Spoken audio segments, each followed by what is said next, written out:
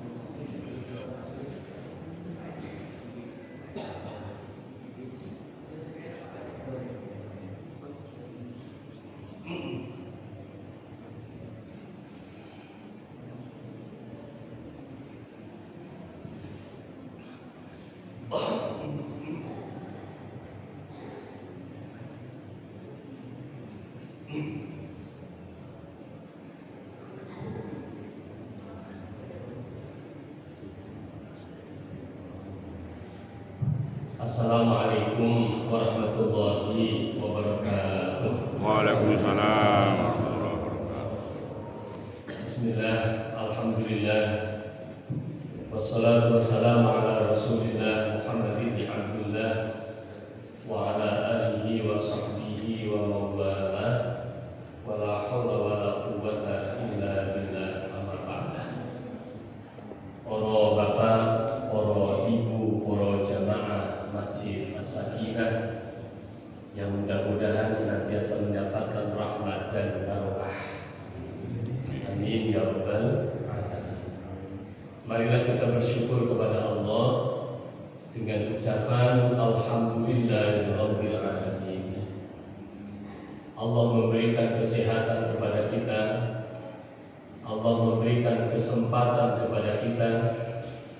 Allah memberikan kekuatan kepada kita untuk melaksanakan ibadah pendekatan diri kita kepada Allah Subhanahu wa taala. Khususnya di hari ini, hari yang ke-23 kita melaksanakan ibadah puasa di bulan suci Ramadan. Panjenengan tadi malam sudah melakukan qiyamul lail malaman jam 2 wonten nggih. Pagi harinya subuh masjidnya tetap penuh, alhamdulillah. Salat subuh berjamaah di dalam hadis yang diriwayatkan oleh Imam Bukhari dan Imam Muslim, itu saja pahalanya di samping 27 derajat karena kita melaksanakannya dengan jamaah. Khusus untuk sholat subuh masih Allah berikan tambahan bonus pahala seperti melaksanakan ibadah qiyamul lail semalam suntuk full satu malam. Ibadah sholat isya yang kita laksanakan dengan jamaah, di samping mendapatkan pahala 27 kali lipat dibandingkan dengan sholat sendirian, Allah masih tambahkan bonus seperti orang yang qiyamul lail separuh malam. Masya Allah. Apalagi masih ditambah dengan qiyamul lail yang panjenengan laksanakan tadi malam. Memang di dalam kita berada di dalam bulan suci Ramadan, khususnya memasuki malam 10 yang terakhir, malam 21 sampai dengan yang terakhir nanti, entah malam ke-29, kelihatannya puasanya hanya sampai 29 kelihatannya. Jadi insya Allah hari Rabu mudah-mudahan kita semuanya sudah Lebaran, sudah hari raya Idul Fitri, mudah-mudahan. Kok dilalak tambah 1 hari lagi, katusnya betul mungkin. Tapi andaikan iya, nggih boten napa-napa, wong pancen puasa itu juga penuh dengan pahala. Maka di 10 hari yang terakhir ini luar biasa. Aktivitas ibadah yang dilakukan oleh umat Islam luar biasa. Para bapak, para ibu, hadirin hadirat para jamaah Masjid As-Sakinah yang dirahmati Allah Subhanahu wa taala. Pagi ini kami ingin menyampaikan surat Ali Imran ayat 112. Surat Ali Imran ayat 112 ini berbunyi, A'udzu billahi minasyaitonir rajim. Duribat 'alaihimudz dhillatu aynama thuqifu illa bihablin minallah wa hablin minan nas wa ba'u bighadabin minallah wa duribat 'alaihimul maskanah dzalika bi annahum kanu yakfuruna bi ayatillah wa yaqtuluna al-anbiya'a bighairi haqq dzalika bima 'asaw wa kanu ya'tadun. Shadaqallahul 'azim. Yang kalau diterjemahkan, Allah Subhanahu wa taala menimpakan kehinaan kepada mereka di mana saja mereka berada, kecuali jika mereka berpegang teguh kepada tali agama Allah, hablum minallah, dan berpegang teguh kepada perjanjian dengan sesama manusia, hablum minan nas. Mereka pasti mendapatkan murka dari Allah dan mendapatkan kesengsaraan yang ditimpakan kepada mereka. Yang demikian itu karena mereka mengingkari ayat-ayat Allah dan membunuh para nabi tanpa hak atau alasan yang benar. Yang demikian itu karena mereka durhaka dan melampaui batas. Sebenarnya ayat ini memang menceritakan perbuatan orang-orang Yahudi dan orang-orang Nasrani yang mereka itu apabila tidak cocok dengan nabinya, mereka sampai membunuhnya. Tetapi Al-Quran adalah pedoman kita umat Islam, maka kita bisa mengambil pelajaran dari ayat ini. Pelajarannya apa? Pelajarannya adalah duribat alaihimudz dhillatu aynama thuqifu illa bihablin minallah wa hablin minan nas. Dimanapun kita berada, dimanapun kita bertempat tinggal, maka kita akan senantiasa mendapatkan kehinaan, kesulitan, kesengsaraan, kecuali kalau kita hablum minallah, hablum minan nas. Sehingga kalau dibalik pemahamannya, orang yang senantiasa memelihara hablum minallah dan hablum minan nas, maka dimanapun tempat dia berada, dimanapun tempat dia bertempat tinggal, orang ini akan senantiasa mendapatkan kemudahan, akan mendapatkan kehormatan, akan mendapatkan kebaikan, baik dari Allah maupun dari sesama manusia.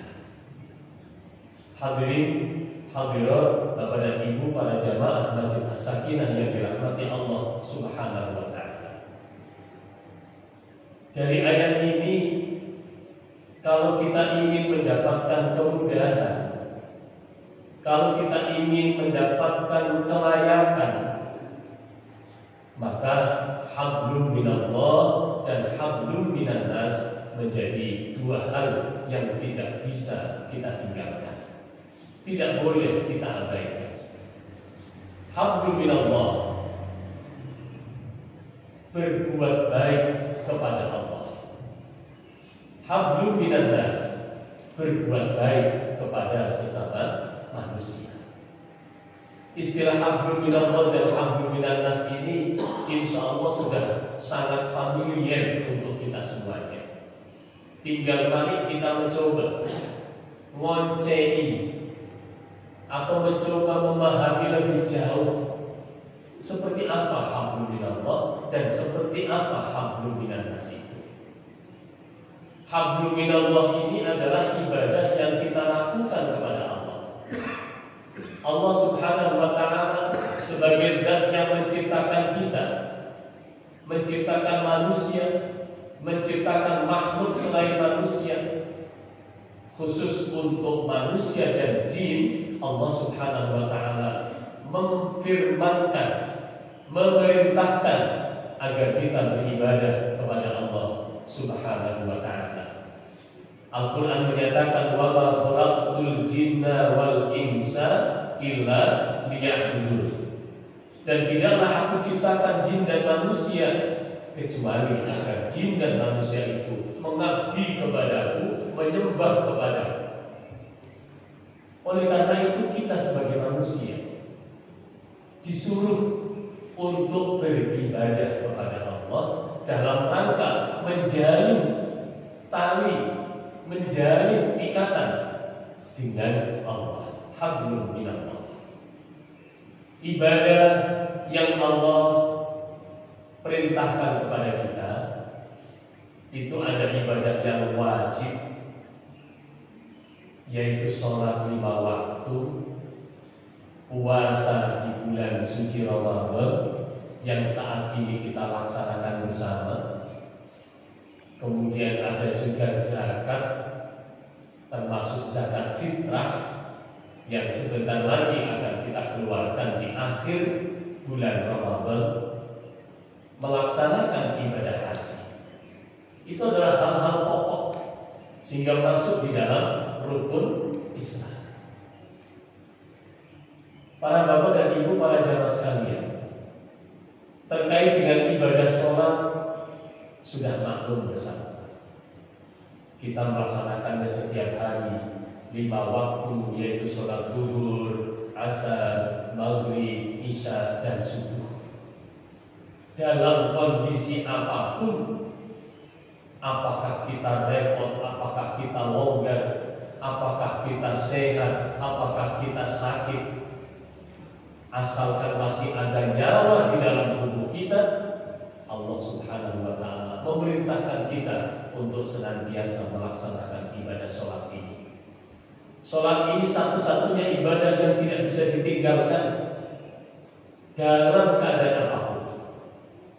Kalau puasa masih boleh ditinggalkan ketika ada hal-hal yang memperbolehkannya.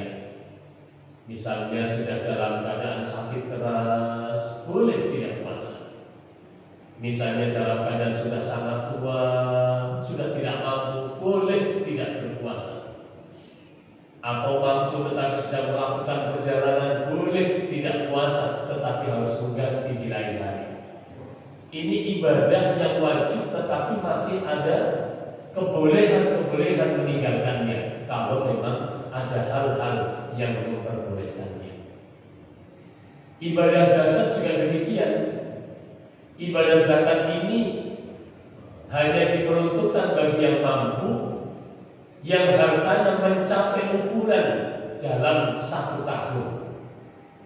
Kalau tidak mencapai ukuran, maka tidak ada kewajiban zakat di sana. Haji pun demikian. Seumur hidup hanya 1 kali bagi kita yang mampu. Yang tidak mampu tidak wajib melaksanakan ibadah haji. Hadirin yang dirahmati Allah Subhanahu wa taala. Ibadah kepada Allah Subhanahu wa taala menjadikan ibadah yang kita lakukan ini bermacam-macam. Tidak hanya satu macam, tetapi bermacam-macam.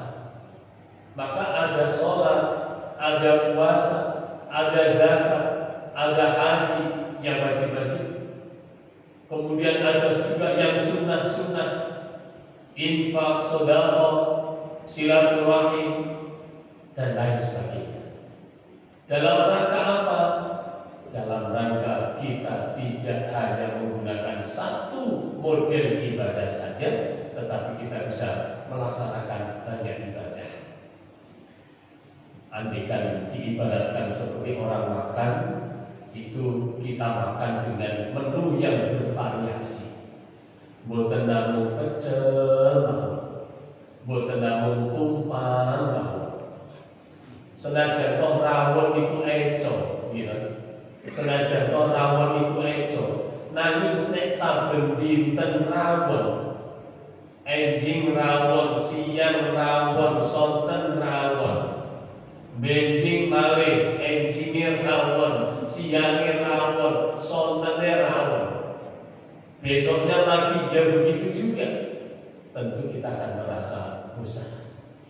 Maka dengan menu yang bervariasi, pagi hari tumpang, siang hari sayur asem, sorenya gorengan tempe misal dengan sambal, besoknya ganti lagi, besoknya ganti lagi. Maka makan kita akan semangat. Kenapa? Gonta-ganti. Begitu juga ibadah. Sholat terus boten rasanya bosan. Maka kemudian Allah Subhanahu wa taala memberikan ibadah kepada kita, tidak hanya sholat, tetapi juga ada ibadah-ibadah yang lain. Ini adalah hablum minallah.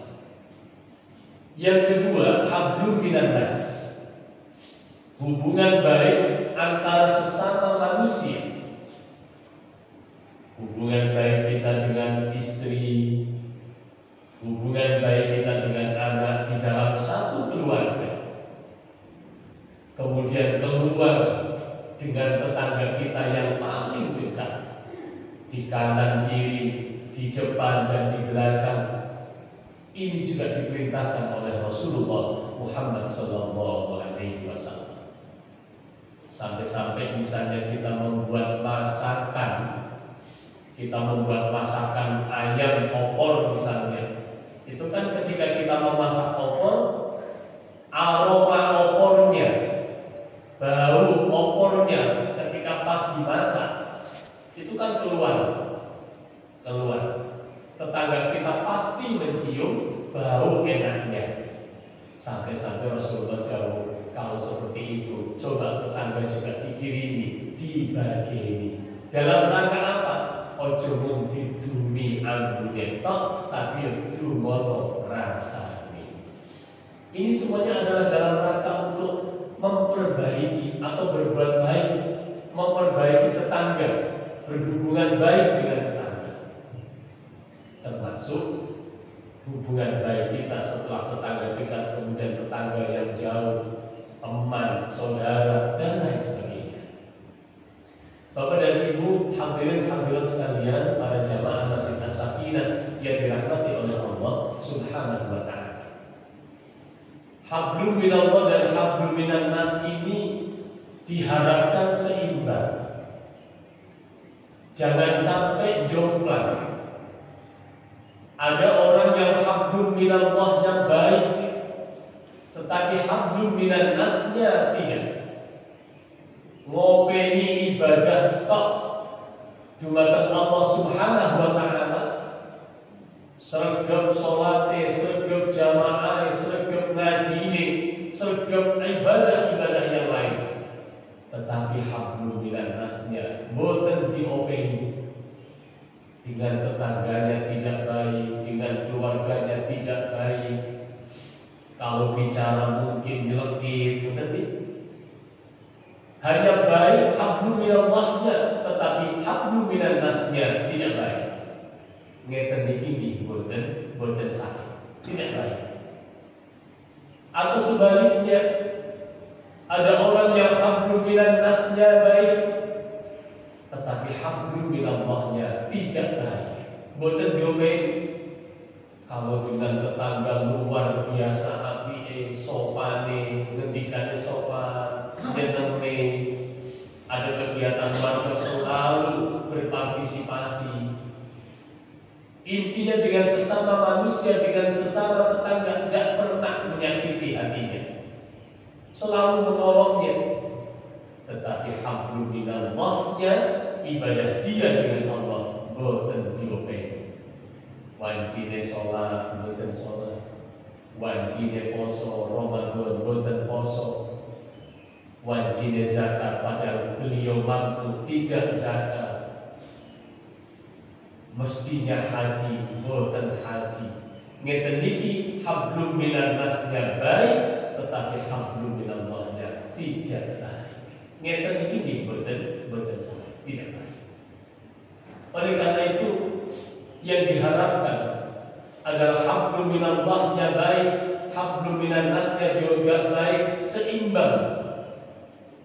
Maka dengan Allah kita baik, dengan sesama manusia kita juga baik. Hadirin hadirat, bapak-bapak dan ibu-ibu para jamaah, kita dianggap baik oleh manusia itu penting. Kadang ada orang yang berpikir sing penting aku ibadah nang Gusti Allah, sing penting aku dianggap apik karo Gusti Allah, dianggap elek karo tangga ben. Ngapunten, mbok menawi wonten sing ada pikiran kados mekaten, mbok menawi pikiran yang semacam ini tidak tepat. Karena kita ini butuh dianggap baik oleh tetangga, oleh sesama manusia. Buktinya apa?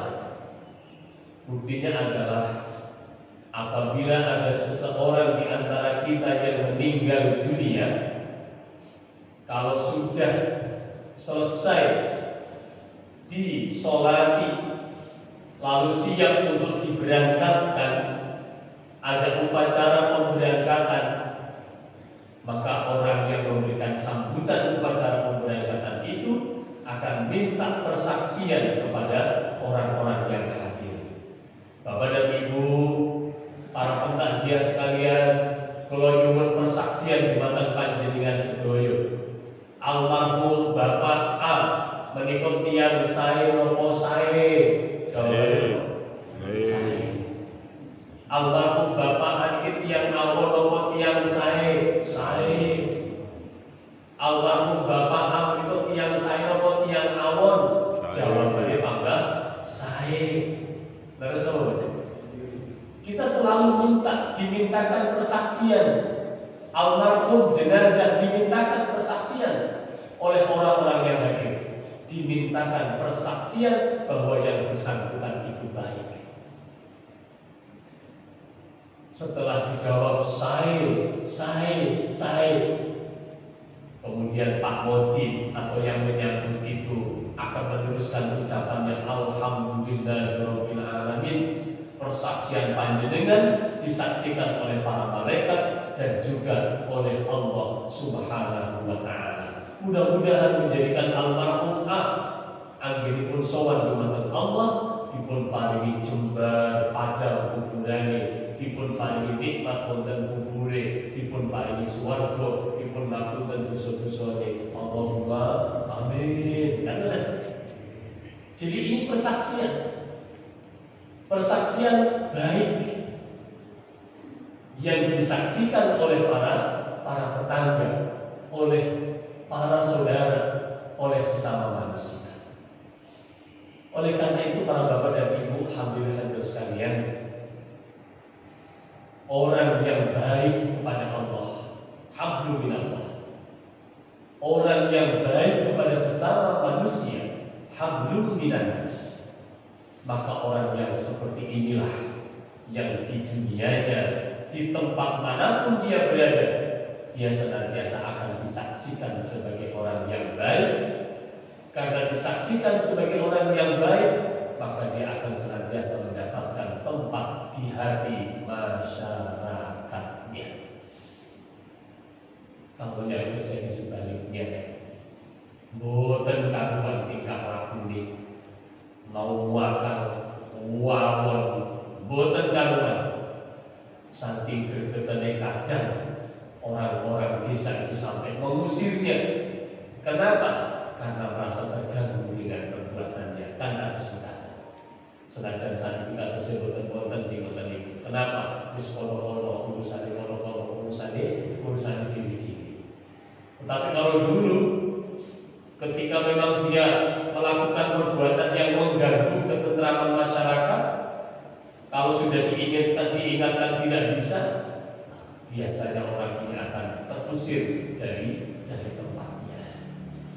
Itu arti atau pemahaman ayat duribat alaihimul dhillatu aynama thuqifu, dimanapun tempat akan senantiasa hina, akan senantiasa sulit, illa bihablin minallah, kecuali orang yang senantiasa menjalin hubungan baik dengan Allah melalui ibadah-ibadah, wa hablin minannas, dan orang yang senantiasa menjalin hubungan baik dengan sesama manusia. Mudah-mudahan kita termasuk di dalamnya. Allahumma amin ya rabbal alamin. Puasa yang kita lakukan kepada ibu ini sangat berpengaruh dalam membentuk jiwa kita. Hablum minallah, hablum minannas. Ini puasa. Makanya Allah sampai mengatakan as-sawmuli, puasa ini untuk kami, untuk saya, kata Allah. Kenapa? Saking hebatnya puasa, memiliki kepedulian kepada sesama manusia. Boten enten ibadah sing kados poso ngeten boten enten. Di dalam bulan Ramadan berbagi kepada yang lain, sing takjil, sing kopi, sing macam-macam, berbagi. Di dalam bulan Ramadan santunan kepada anak yatim, itu hablum minannas. Sampai nanti di akhir bulan Ramadan, selesai bulan Ramadan, takbiran Allahu Akbar, Allahu Akbar, Allahu Akbar, endingnya sholat Id. Selesai sholat Id, apa yang kita lakukan? Saling maaf, memaafkan atas kesalahan yang kita lakukan. Dalam rangka apa? Hablum minannas. Dalam rangka hablum minannas. Makanya Masya Allah, puasa yang kita lakukan, mudah-mudahan saja benar-benar mendapatkan ridho dari Allah, diterima amal ibadah kita, dan kemudian kita bisa merasakan dengan puasa ini, kemudian kita bisa menjadi baik dengan Allah melalui ibadah-ibadah maksimal yang kita lakukan di dalam Ramadan, dan menjadikan kita hablum minannas, baik kepada sesama manusia. Amin ya Allah ya rabbal alamin. Al-Fatihah. A'udzubillahi minasyaitonir rajim. Bismillahirrahmanirrahim. Alhamdulillahirabbil alamin arrahmanir rahim maliki yaumiddin. Iyyaka na'budu wa iyyaka nasta'in. Ihdinas siratal mustaqim. Shiratal ladzina an'amta 'alaihim ghairil maghdubi 'alaihim waladdallin. Allahumma shalli wa sallim wa barik ala sayyidina Muhammad wa ala ali sayyidina Muhammad wa sallim wa radhiyallahu ta'ala an sayyidina ashabi rasulillah ajma'in. Amin ya rabbal alamin. Alhamdulillahi rabbil alamin.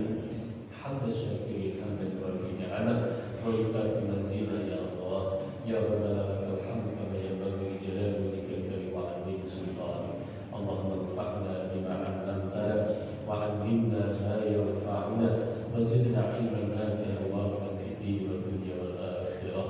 Rabbana taqabbal minna salatana wa siyamana wa tarawihana wa fitrana wa qira'atana wa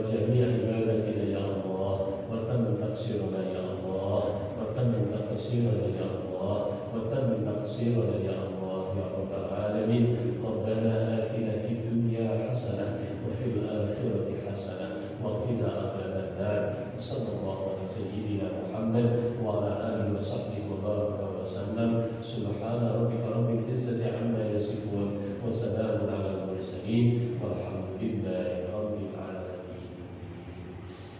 Perkataan para bapak dan ibu para jamaah sekalian yang bisa kami sampaikan mudah-mudahan menjadi ilmu yang bermanfaat. Amin. Mari kita tutup dengan doa kifaratul majalis. Bismillahirrahmanirrahim. Subhanallahumma wa bihamdika asyhadu an la ilaha illa anta astaghfiruka wa atubu ilaik.